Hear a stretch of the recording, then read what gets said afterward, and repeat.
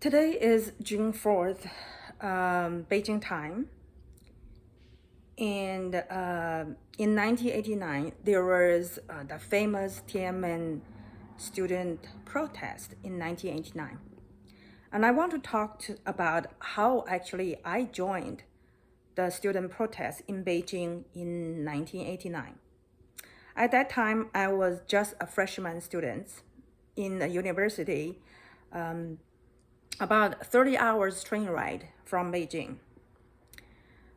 In the around 1989, China, the economy has been improved a lot compared to 10 years prior that we were living on food coupons and like in the food rations. By the mid 1980s, the government allowed private business, private vendors. Then we were able to have extra income. In 1987 and 1988, both my brother and I were very good students, and we were able to attend the Ivy League schools of China. I was in Dalian and my brother was in Beijing. But having two college students outside the home, living on campus, and so we were actually have free college education, but there's still we need to pay for our some food and just some small expenses, still more than what average working class family can afford. So my mom have to take early retirement and then become street food vendors in a nearby fresh market.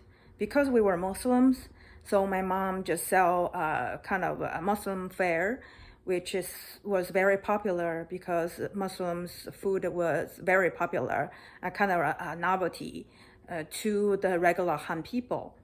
So we have extra income and then in a better situation than my relatives. For example, one of my uncle-in-law were a CEO of a big factory, but he was on fixing salary, so their life was not that much improved. My mom sometimes will give them some money to just help them out. My other uncle, who were a lawyer, and also have to do some sidekick, like being a broker for commodities, making some extra money.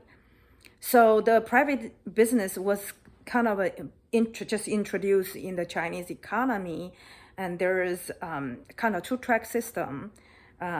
Those are actually engaged in private business, having better life compared to those on fixed salaries working for government factories or institutions.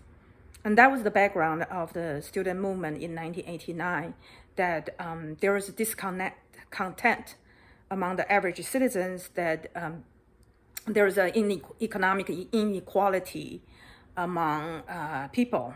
It wasn't like 20 years ago, people were equally poor. But in the mid 1980s, there was a first called 10, not like millionaires, but well-off people that just start appearing among average citizens, and people feel content with that, because they feel those people make more income than educated lawyers or not government, just like my uncle, CEO of a factory. And so that was the background.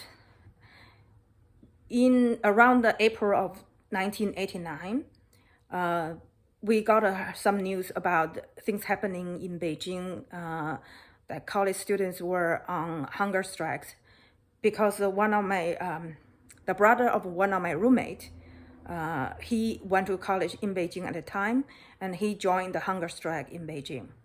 And every day we got more news about what's going on in Beijing, and the students was ready to get involved, go to Beijing. Initially, the teachers and the counselors were telling us not to get involved, but gradually they got a mixed informations, so they stopped getting involved. So the students just got together, decide to go to Beijing. I think on May 17th, around 3,000 of college students from my university, we went to buy train tickets and during the day. So I give my money and to buy tickets. But by the evening, there are so many more students were willing to join. Then nobody's paying money except those of us who had paid already. So by the evening, more and more college students from my university, maybe some other university, basically commandeer a train and got on a 30-hour train ride to Beijing. And we have our school banners showing the university we are from hanging outside the train all the way to Beijing.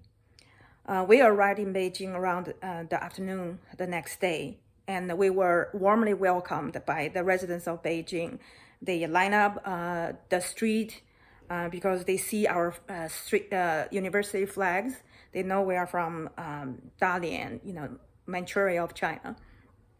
And then, so we first went to the Tiananmen Square.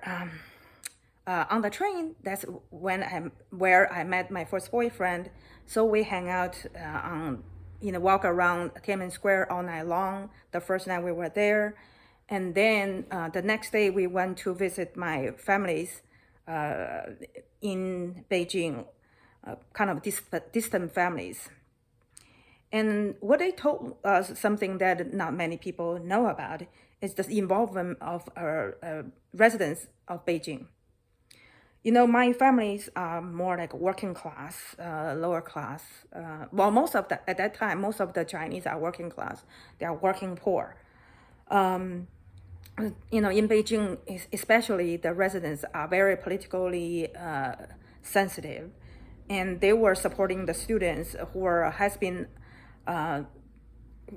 went on hunger strike for, I think at that time it was almost over a week.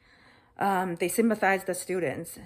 And then because they also heard that the government is also going to want to disperse the students.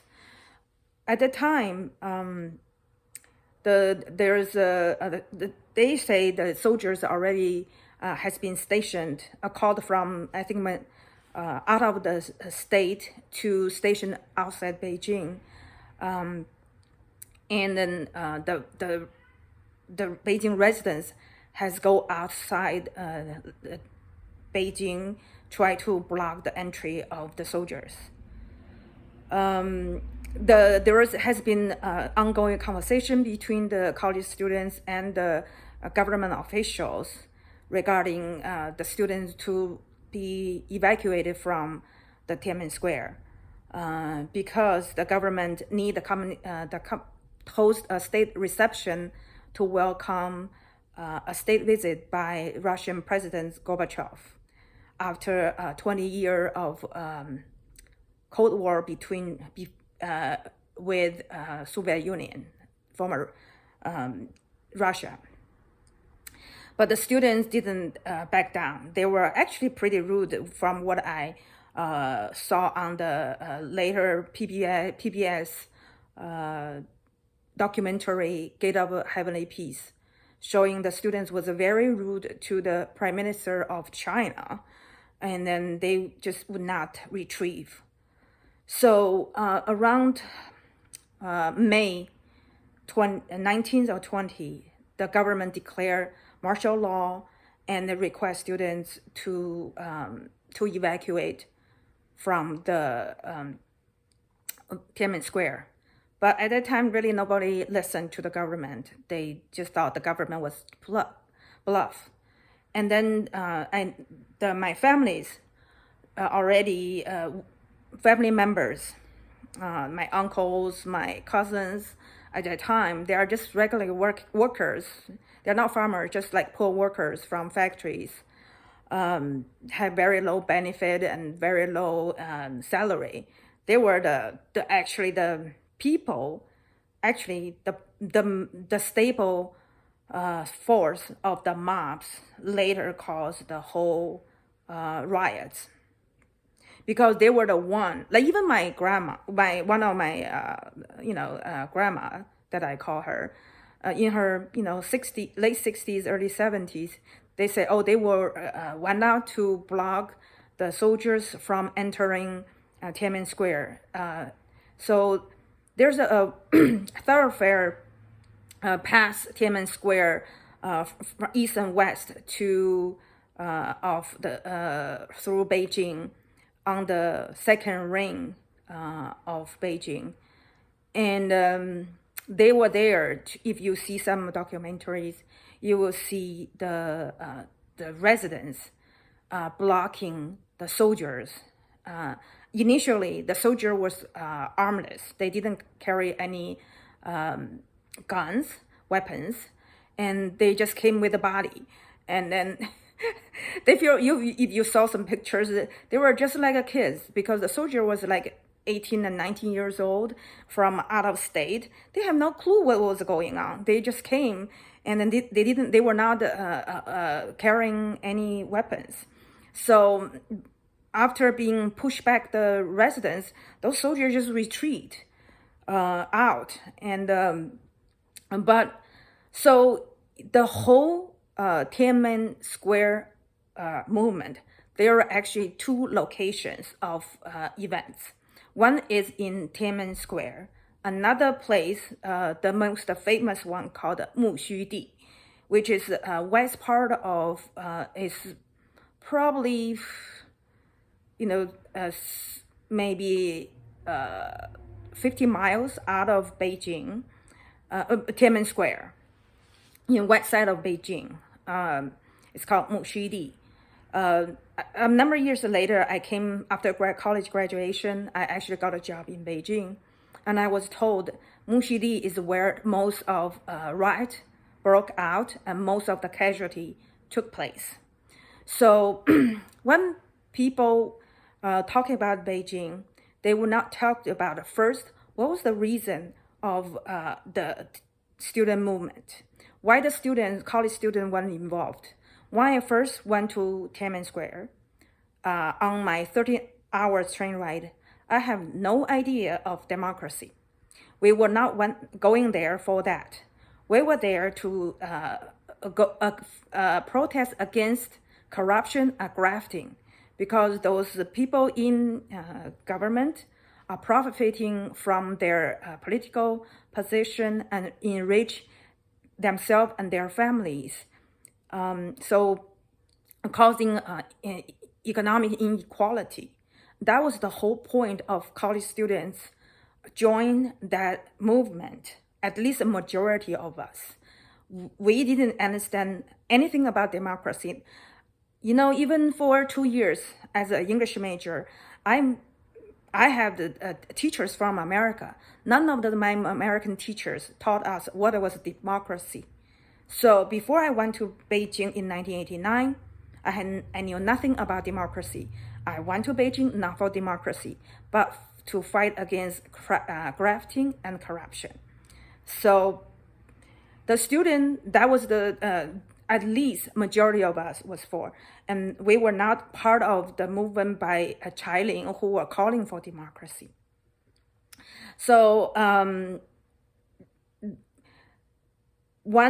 after martial law declared May 19th, I think, the troops are starting advance to the city and meet resistance not by the students, but by the mostly Beijing residents. They set up roadblocks and then burning buses. And when they caught soldiers left behind, they actually threw cocktail bombs and stones and killed many soldiers. So those part of the story that most American media, foreign media will not tell you. They only label the student movement as democracy. They never talk about the rioting just outside the Tiananmen Square. That my family was part of it. I know they went out at middle of night, all night long, to block the soldiers. You see in many of the documentaries, footage, CCTV footage, showing in MuXiDi, they set the roadblocks, they brought a truckload of bricks, and they throw bricks and at the soldiers' trucks driving by, and they drag the soldiers, injured soldiers, out of the vehicle and burn them alive. And they hang the body outside the overpass above the street. So yes, there were many people died. The casualty on both sides, maybe, but more civilians than soldiers. But actually, the soldiers died because they didn't carry weapons at first. They were back to the corner when the government saw things were out of control, and those demonstrations were no longer peaceful or without the violence. So the government has no chance to fight against those mobs on near MuXiDi, where the most casualty took place, but never really on Tiananmen Square, from what I was told. I was in Beijing twice, one before the martial law was declared, and the second time was after the martial law was declared and before June 3rd. We brought donations to the headquarters on Tiananmen Square. We didn't know where the money was, but from the documentary, you can see almost everyone was safely evacuated from the Tiananmen Square. There was barely any casualties on Tiananmen Square.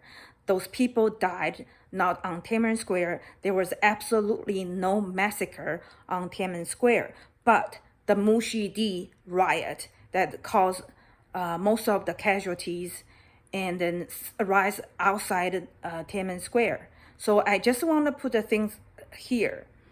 The 1989 student movement affect my decision, my view of China and the world.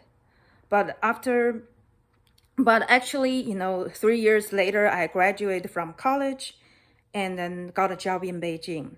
And I became the young elite in China. The Chinese government make this poor working class, a Muslim girl from working class family to be the young elite because my college education, because, I was trained as an English interpreter in China. And so I got a very good job offer. By age 25, I was able to buy my first home in Beijing. And I was making a salary, income 20 times of average worker. Couple years later, in 1994, I came to United States. So I have been in America for 27 years. China making me more successful than America ever did in my last 27 years here. So I think China has been on the right path to give opportunity to working class Chinese to improve their life. That's what our college students, we fought for in 1989. And I think at this point, China has, the government, the party has delivered its promise that they made 100 years ago in 1921. So, because I'm highly educated, of course, even I came to United States, I can still be successful, but not the one I can make 20 times of average salary of an average person, but I can still live in a good life. I'm glad people in China, have more opportunities. The size of a middle class in China is almost is more than the entire American population. So as far as what we asked for in 1989, China has delivered. Thank you, China.